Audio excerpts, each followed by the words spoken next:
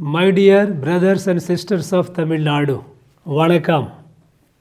The Republic of Bharat has completed 75 years of her eventful journey. On this auspicious occasion, I extend my warmest greetings and best wishes to you. I remember with profound gratitude all the martyrs and freedom fighters whose blood, toil, sweat, and sacrifices gave us the freedom.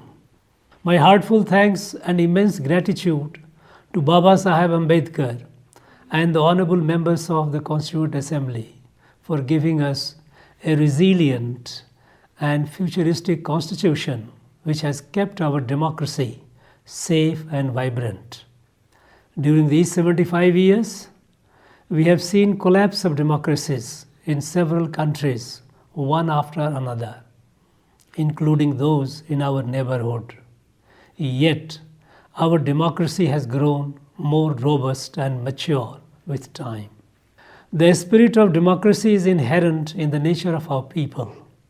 Bharat is the mother of democracy. Over 1,000 years old inscriptions at Uttar Meru in Kanchipuram district bear witness to it.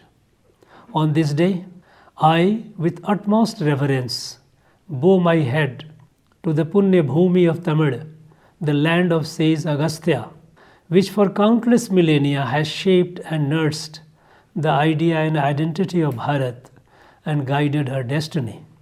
A galaxy of divine poets, saints and siddhas of this land like Tiruvalluvar, Tirumular, Sambandhar, Appar, Sundarar, Manik Vasigar, Nayanmars, Alvars, great kings like Pallavas, Pandyas, and the great Cholas, spiritual leaders come social reformers like Sri Ramanujacharya, Vallalar, Ayya Vaikunthar, Swami Sajanand, Trinity of Carnatic music, Tyagaraja, Muthuswami Dikshitar, and Syama Sastri, great freedom fighters like V.O. Chidambaram Pillai, great revolutionary poet Subramanya Bharati. They all have bequeathed us such a glorious spiritual, literary, cultural, and civilizational heritage that fills the heart of every Indian with pride. It is this Punya Tamil Bhumi that gave national awakening to Swami Vivekananda at a time when the soul of our nation was being mercilessly crushed by the colonial rulers. It awakened and inspired in him to enlighten the world in Chicago in 1893 about the spiritual, cultural, and civilizational glorious heritage of Bharat, which kindled national awakening in our masses and fueled the national freedom movement leading to our independence. Friends, Tamil linguistic, spiritual, and cultural heritage is our national pride. We are proudly sharing it with the rest of the world. Prime Minister Narendra Modi's initiatives in setting up Tiruvalluvar centers and chairs in several cities and universities of the world, like Tiruvalluvar chairs in the University of Malay in Malaysia, University of Houston in the USA, Tiruvalluvar centers in Singapore and Sri Lanka, installation of Tiruvalluvar statues in Sarji, France, appointment of Tamil teachers in the schools of Fiji are to spread the glory of Tamil across the world. A Subramanya Bharati chair at the Banaras Hindu University and Tamil certificate courses in Guwahati University are measures to spread Tamil's glory all over the country. The entire country felt happy and proud when the sacred symbol of this land, the cultural mark of the transfer of power from the British, was installed with full dignity and honor in the new Parliament of Bharat.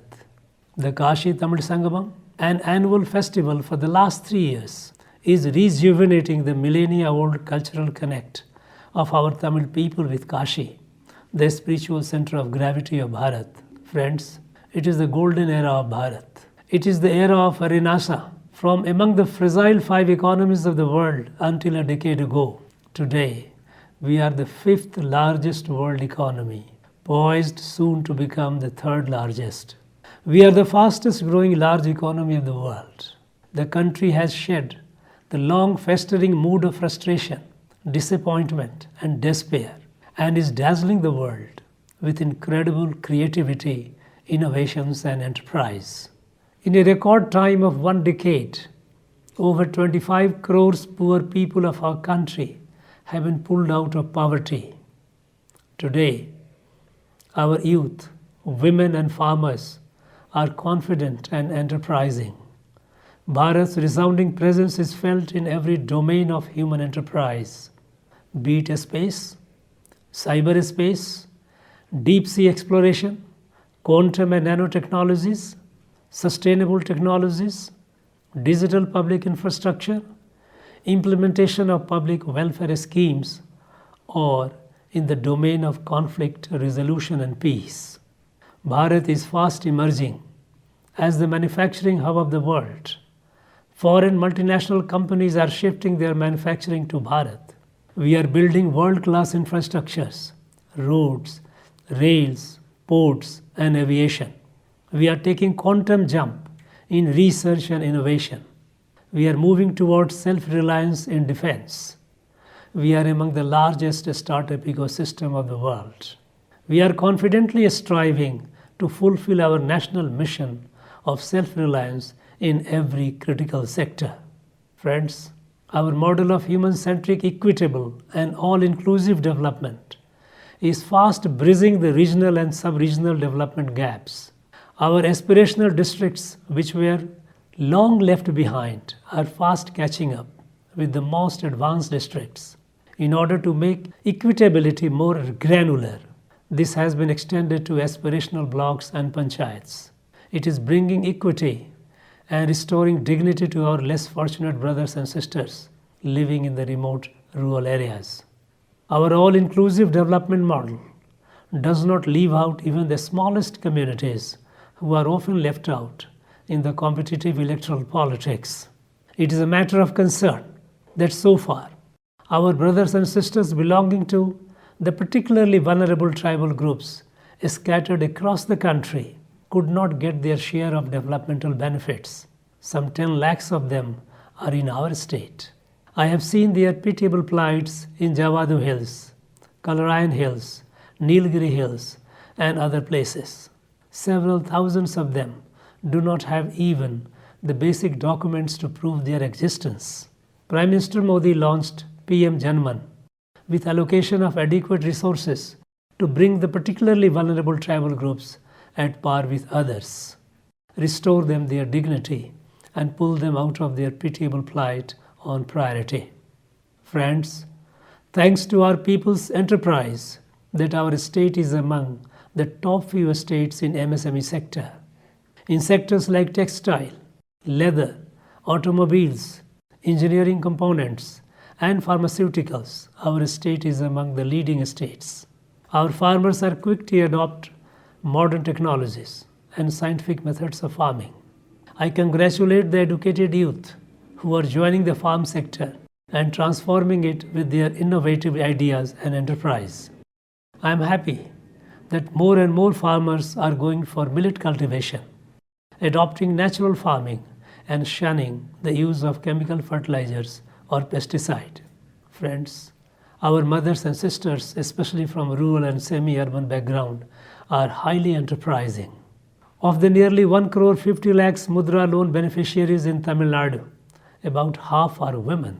I had the opportunity to meet quite a few of them during my visits to rural districts. I am deeply impressed with their enthusiasm, enterprise, and innovative mind.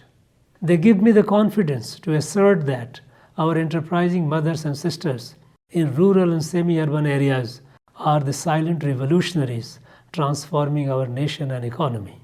I thank our sportsmen and women who have made the state and the country proud with their stellar performance at the national and international level.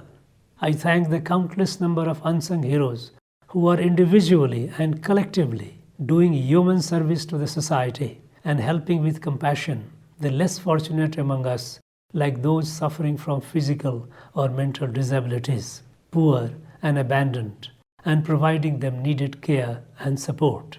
Friends, we have taken a solemn pledge to make our country self-reliant and fully developed by 2047.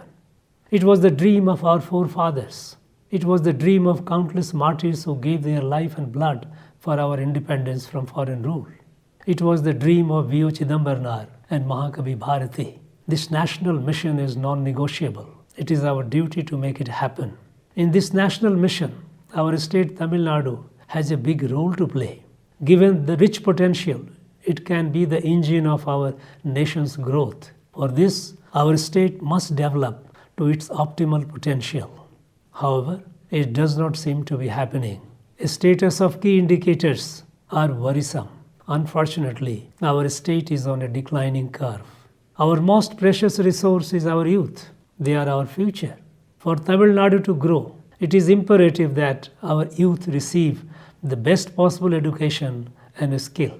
It is a matter of great satisfaction that in respect of gross enrollment ratio, Tamil Nadu is among the top few states. However, in terms of learning outcome of students, especially in schools, it is among the bottom few states. The annual status of education reports for the last some years on the status of learning in our government schools reveal a very disturbing truth. About 75% of our high school students in government schools cannot read even second standard textbooks, nor can they recognize all the two-digit numbers between 11 and 99. They cannot do simple two-digit addition and subtractions. Since government schools cater largely to the economically poor, a steep decline in standards of learning in government schools further jeopardizes the future of the poor and accentuates long-term social and economic injustice to them. Friends, in respect of higher education, scenario is no better. About 25 lakhs of students are enrolled in our 20 state universities. Most of the universities are starved of funds. They are in dire financial crisis, not even able to pay salary to the teachers. They have not received their due shares of fund from the state government for the last some years. As a result, many are functioning with less than 50% of teachers' strength. Universities have no money to recruit teachers. In Madras University, which used to be our nation's pride, 66% teachers' posts are vacant. Due to continuous non-receipt of government funds, some universities have begun filing their income tax returns, declaring themselves non-state university. As many as 10 universities are without registrar and controller of examination for several years. They are being run on ad hoc basis. Autonomy of universities have been severely eroded to such an extent that it is not the university syndicates but the state secretariat runs them. In the matter of framing curriculum and syllabus, which are statutorily under the domain of the Academic Council of the University, universities are compelled to follow a common substandard syllabus prepared by the State Government Council for Higher Education. Upright and honest university officials are framed in false and fabricated cases and subjected to humiliating police harassment. Absence of vice chancellors practically brings a university under direct control of the state government because the Secretary Higher Education acts as the de facto vice chancellor. Not allowing appointment of vice chancellors on untenable, concocted, flimsy grounds is a devious way to erode the autonomy of the university through back door. The net result is a steep decline in quality of education. Due to such decline, more and more graduates are jobless as majority are unemployable. General standards of research is very low.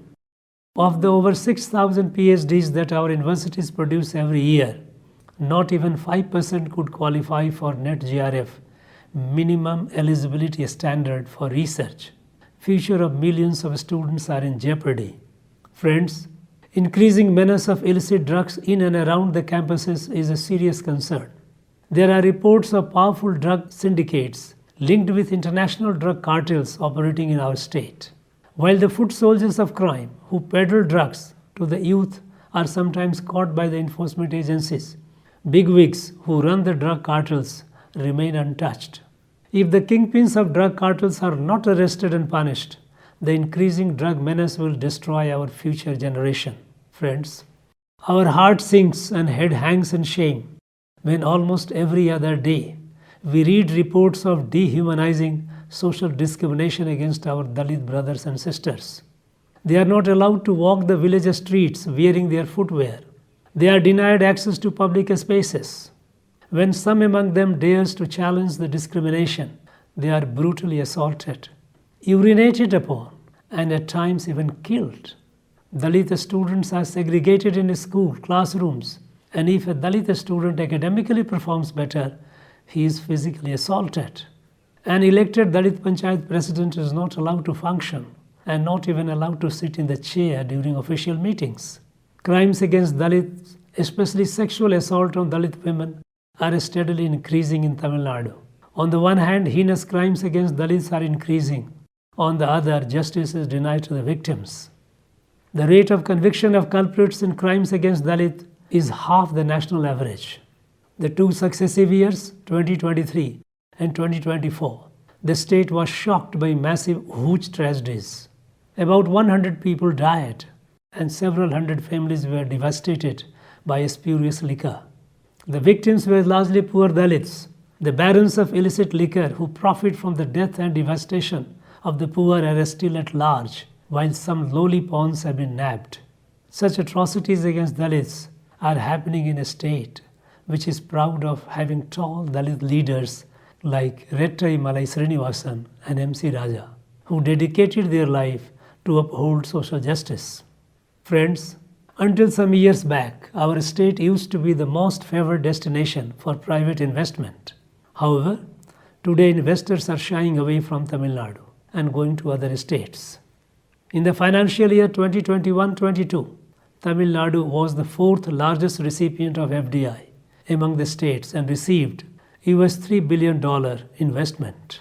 In the year 23-24, our state dropped to the sixth position with less than US $2.4 billion investment. At the same time, Karnataka attracted US $6.5 billion, Gujarat US $7.3 billion, and Maharashtra US $15 billion investment. Telangana and Haryana were once behind us. However, now they are leaving our state behind. Dwindling private investment has slowed down the industry and the service sectors. It has adverse consequences on the state's economy and employment opportunities. We must remove the causes which are scaring away the investors. Friends, status of suicide society is a measure of its social and economic distress. Tamil Nadu has the highest suicide rate in the country. The national average is 12 suicide per 1 lakh population. In our state Tamil Nadu, it is more than 26 suicides per 1 lakh population. It is more than double the national average. Some 20,000 of our people commit suicide every year in our state. Data analysts call Tamil Nadu the suicide capital of India. Victims are mostly the youth and the poor. An environment of severe social and economic distress is hostile to growth and justice. It calls for urgent comprehensive intervention. Friends, the NIA, the Central Counter-Terror Agency, has been unearthing and neutralizing from time to time several modules and sleeper cells of terrorist networks operating in various parts of our state. Some of these terror modules are linked with international terror networks operating in Afghanistan, Middle East, and West Asia. This is a very, very serious national security concern. It is vitiating our social harmony and has potential to severely disrupt our economy. I urge the people to remain vigilant and the enforcement agencies to aggressively root them out. Friends, while our nation is confidently marching ahead towards becoming a developed Bharat by 2047, there are vested interests and inimical forces within and outside the country who are trying to disrupt the pace of our progress. They are trying to divide and fragment the society in the names of race, religion, language, and castes. They are trying to weaken the morale of our people by spreading false and negative narratives.